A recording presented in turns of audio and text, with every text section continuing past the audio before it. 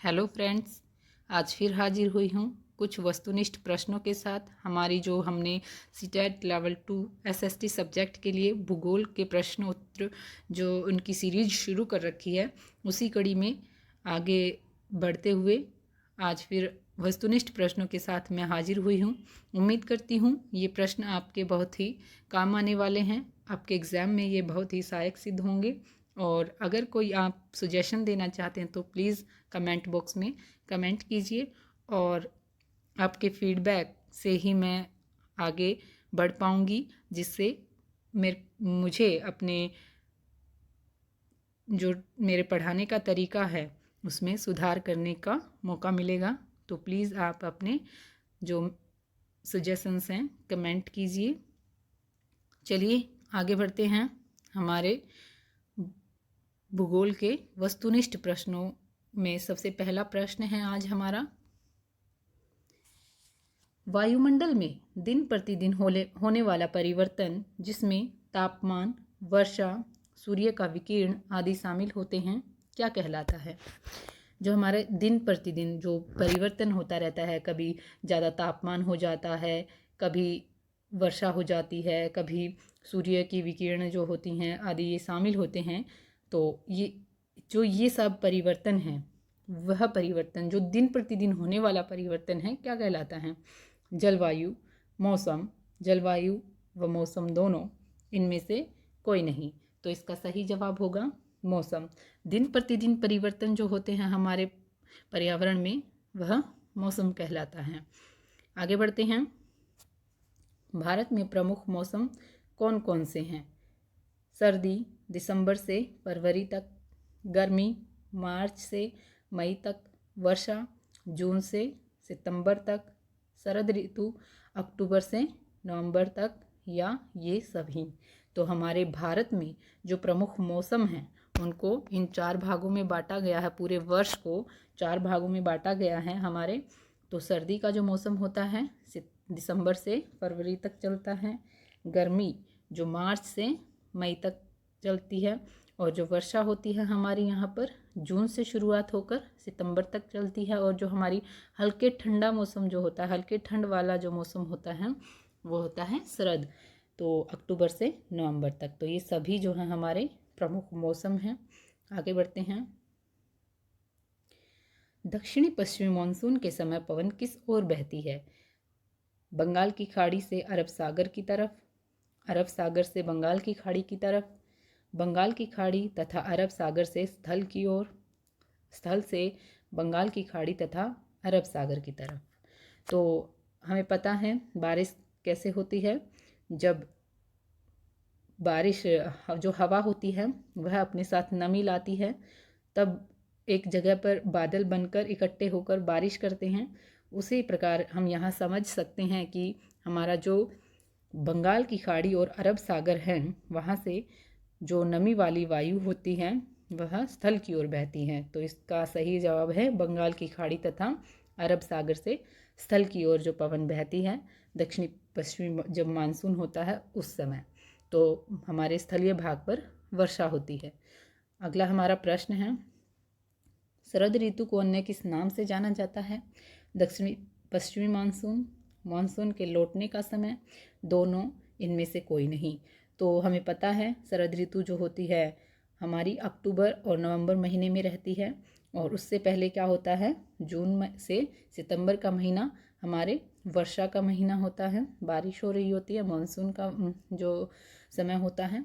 तो उसके बाद का समय क्या होगा, मानसून के लौटने का समय होगा। तो यही समय जो शरद ऋतु है, या फिर इसको क्या कहते हैं, मानसून के लौटने का समय। आगे बढ़ते हैं।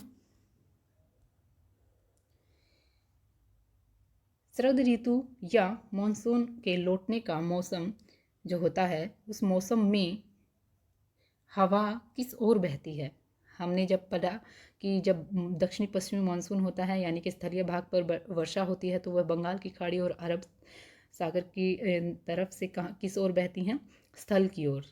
तो यहाँ पर हमें बताना है कि जब शरद ऋतु होती है या मानसून लौट रहा होता है, तो तब हवा किस ओर बहती हैं।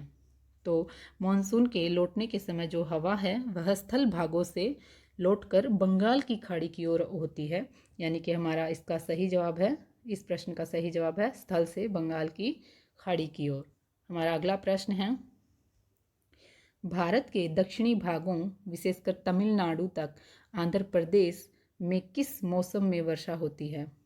तमिलनाडु या आंध्र प्रदेश जो हमारे ये यहाँ पर एरिया हैं, हमारे दक्षिणी भाग के जो राज्य हैं, वहाँ पर किस मौसम में वर्षा होती है? दक्षिणी पश्चिमी मानसून या वर्षा का मौसम, मानसून के लौटने का मौसम या शरद ऋतु यहाँ पर, या शरद ऋतु, दोनों में या इनमें से कोई नहीं? तो सही जवाब दें, कमेंट बॉक्स में कमेंट कीजिए। इसका सही जवाब होगा हमारे जो मॉनसून के लौटने का जो समय होता है, मौसम होता है, शरद ऋतु में यहाँ पर बारिश होती है। आगे बढ़ते हैं। किसी स्थान पर अनेक वर्षों में मापी गई मौसम की स्थिति दशा क्या कहलाती है? हमने अभी प्रश्न पढ़ा था कि दिन प्रतिदिन होने वाला परिवर्तन क्या था हमारा? दिन प्रति दिन होने वाला परिवर्तन क्या था? मौसम। तो किसी स्थान पर अनेक वर्षों में मापी गई मौसम की औसत दशा क्या कहलाती है? क्या होगी? मौसम, जलवायु, मॉनसून, इनमें से कोई नहीं। तो इस प्रकार हम इसका सही जवाब होगा जलवायु। जब बहुत सारे वर्षों में एक मौसम की जो मापी गई औसत दशा होती है वह जलवायु कहलाती है।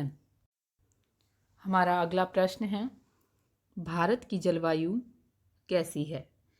तो हमें पता है, बताएं। शीतल वायु, मानसूनी जलवायु, यहाँ पर जलवायु होगा, गर्म जलवायु, ये सभी। तो इसका सही जवाब होगा मानसूनी जलवायु। भारत की कैसी जलवायु है? मानसूनी जलवायु, क्योंकि यहाँ पर जो बारिश होती है वह अधिकतर वर्षा जो होती है मानसूनी पवन के कारण होती है। तो हमारी जलवायु कैसी कहलाएगी? मानसूनी जलवायु। आगे बढ़ते हैं। मौसम शब्द किस भाषा के शब्द से लिया गया है? जो मौसम शब्द है,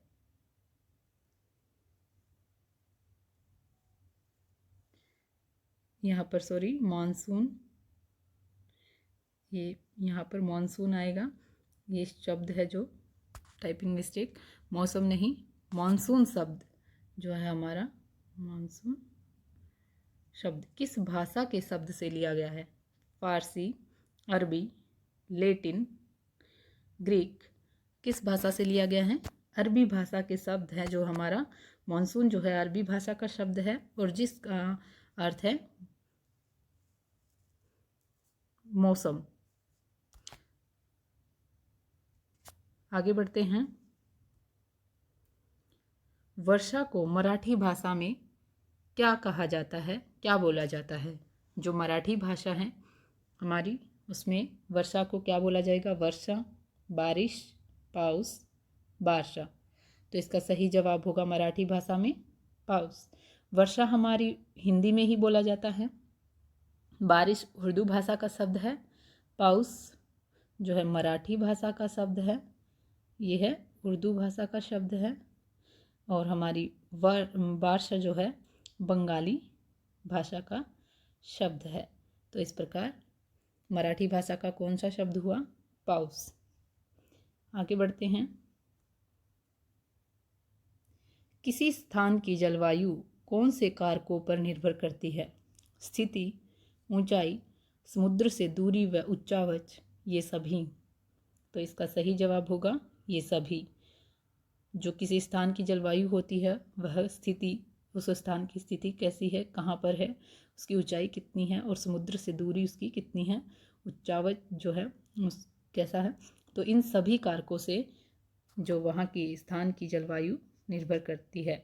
इन्हीं के कारण वहाँ की जलवायु ठंडी हो सकती है, गर्म हो सकती है। तो इस प्रकार इन सभी कारकों पर जलवायु निर्भर करती है। हमारा अगला प्रश्न है, निम्नलिखित में से कौन सा स्थान बहुत गर्म है? द्रास, कारगिल, जैसलमेर, कोलकाता। तो इसका सही जवाब होगा जैसलमेर। राजस्थान में जो यह जिला है,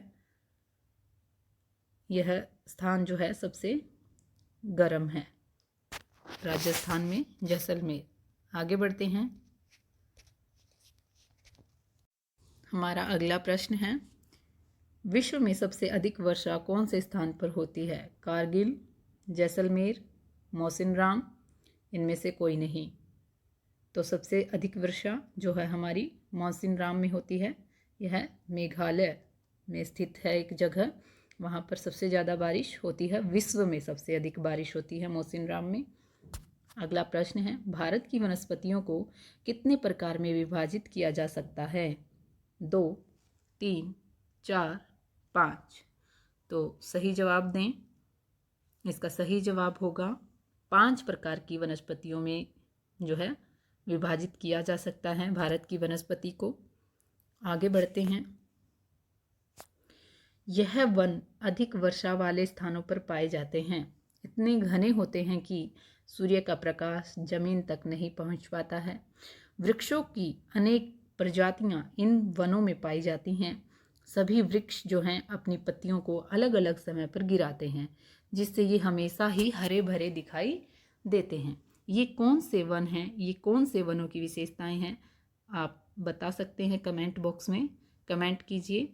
इस प्रश्न का जवाब आप कमेंट बॉक्स में देंगे।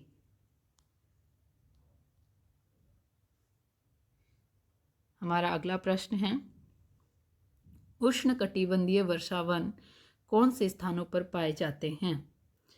अंडमान निकोबार द्वीप समूह, उत्तर पूर्वी राज्यों के कुछ भागों में, पश्चिमी घाट की संकरी पट्टी में।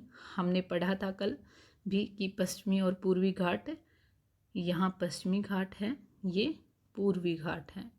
तो आप बता सकते हैं उष्णकटिबंधीय वर्षावन कौन से स्थानों पर पाए जाते हैं। तो इसका सही जवाब है इन सभी जगहों पर उष्णकटिबंधीय वर्षावन पाए जाते हैं। आगे बढ़ते हैं। उष्णकटिबंधीय वर्षावनों में पाए जाने वाले प्रमुख वृक्ष कौन से हैं? महोगनी, एबोनी, रोजवुड, ये सभी।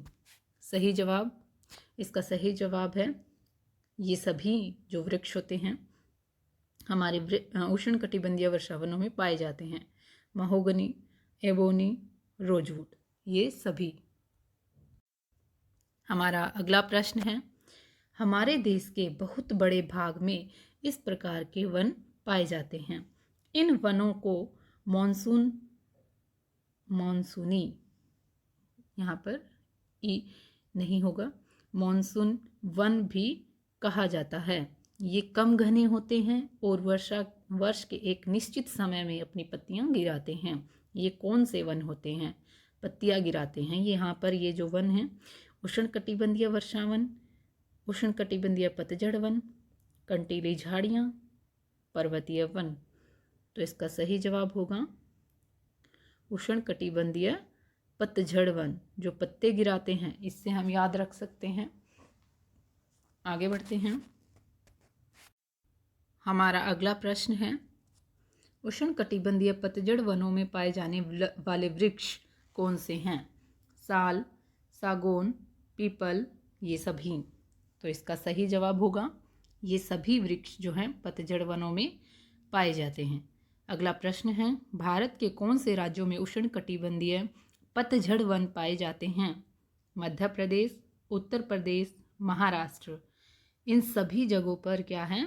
उष्णकटिबंधीय पतझड़ वन पाए जाते हैं। और इन राज्यों के साथ साथ हमारे जो ये उष्णकटिबंधीय पतझड़ वन हैं, ये छत्तीसगढ़, उड़ीसा, बिहार आदि राज्यों में भी पाए जाते हैं। आगे बढ़ते हैं। इस प्रकार की वनस्पतियां देश के शुष्क भागों में पाई जाती हैं, जहाँ पर पानी की कमी होती है। पानी की क्षति को कम करने के लिए इनकी पत्तियों में बड़े बड़े कांटे होते हैं। किस प्रकार की वनस्पतियां हैं, आप बता सकते हैं? उष्णकटिबंधीय सदाबहार वन, उष्णकटिबंधीय पतझड़ वन, कंटीली झाड़ियाँ, पर्वतीय वन। तो जो शुष्क भागों में और क्या होते हैं, बड़े बड़े कांटे होते हैं। तो हम इससे बता सकते हैं ये कौन सी वनस्पति हैं, कंटीली झाड़ियाँ। अगला प्रश्न है हमारा, कंटीली झाड़ियाँ नामक वनस्पतियों में कौन से पौधे शामिल हैं? कैक्टस, बबूल, खैर, ये सभी। तो ये सभी जो हैं हमारे कंटीली झाड़ियों में शामिल वृक्ष हैं।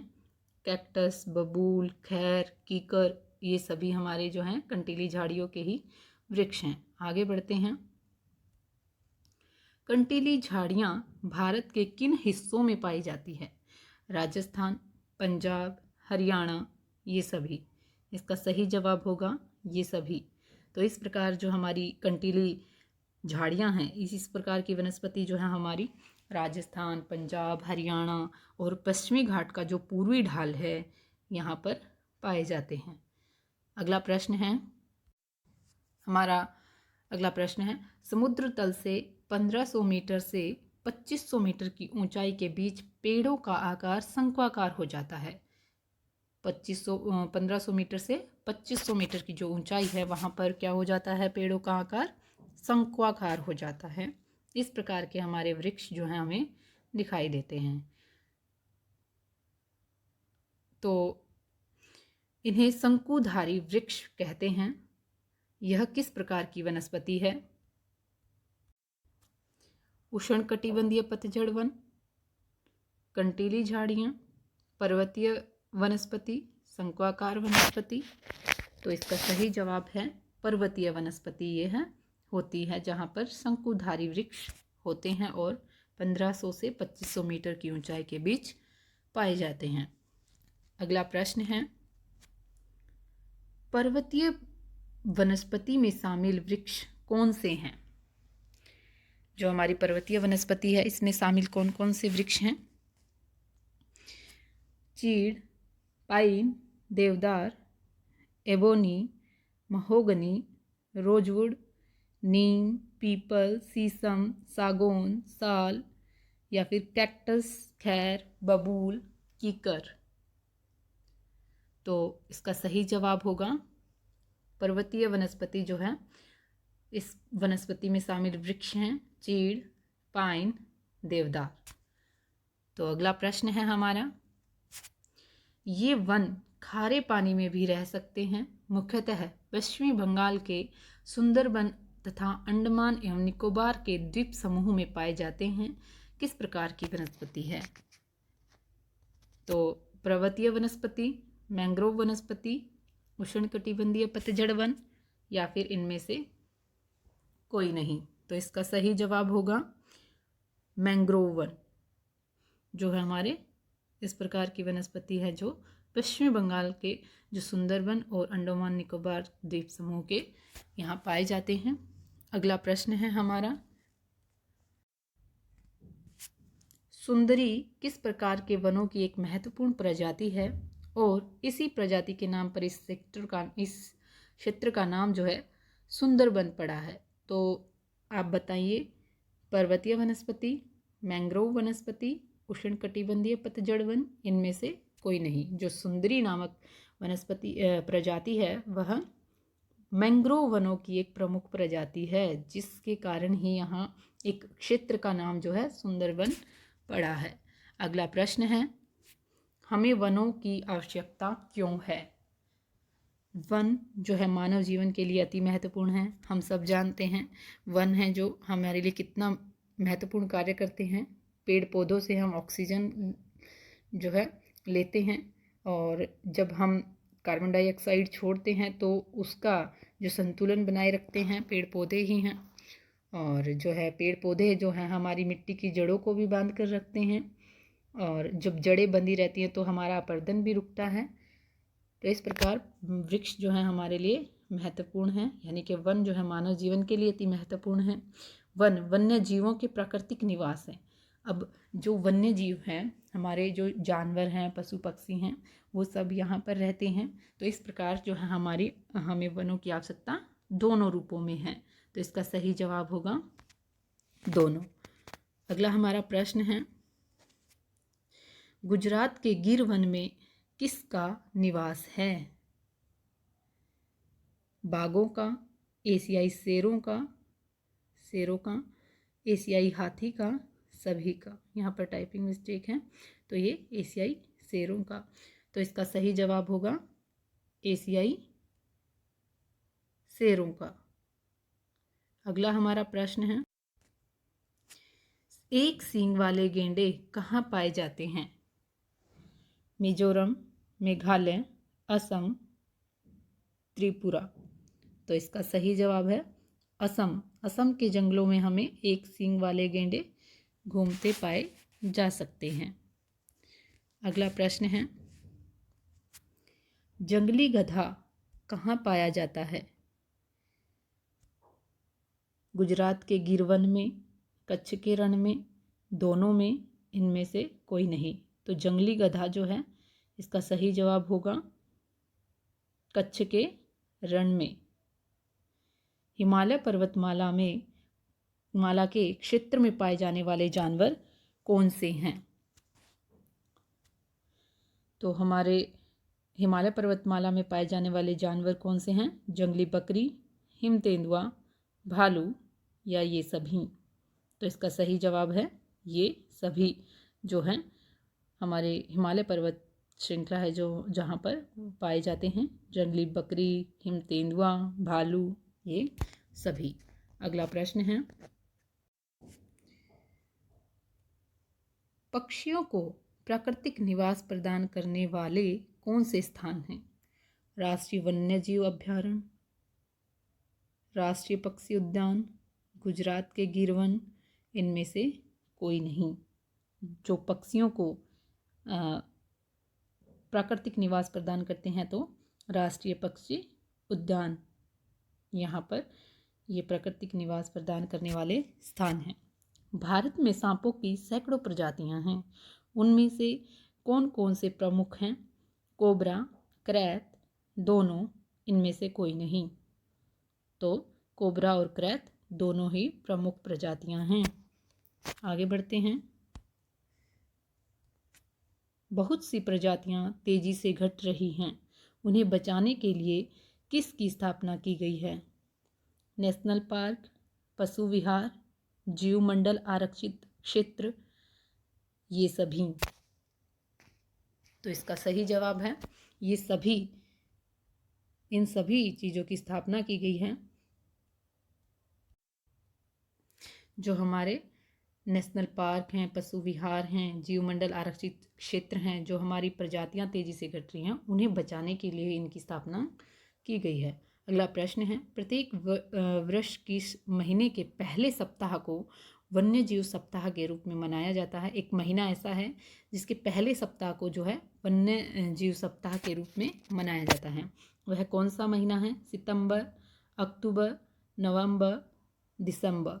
तो इसका सही जवाब है अक्टूबर माह के पहले सप्ताह को वन्यजीव सप्ताह के रूप में मनाया जाता है। अगला प्रश्न है हमारा, स्टॉर्क क्या है? एक प्रवासी पशु, एक प्रवासी पक्षी, एक घरों में रहने वाला जानवर, इनमें से कोई नहीं। तो इसका सही जवाब होगा एक प्रवासी पक्षी। स्टॉर्क किसका नाम है? एक प्रवासी पक्षी का। आगे बढ़ते हैं, साइबेरियन क्रेन साइबेरिया से कौन से महीने में आते हैं तथा किस महीने तक यहाँ रुकते हैं? तो इसका सही जवाब बताएं। दिसंबर में आते हैं, मार्च तक रुकते हैं। नवंबर में आते हैं, मार्च तक रुकते हैं। दिसंबर में आते हैं, फरवरी तक रुकते हैं। फरवरी में आते हैं, अप्रैल तक रुकते हैं। जो साइबेरियन क्रेन है साइबेरिया से किस माह में आकर और किस माह तक रुकते हैं?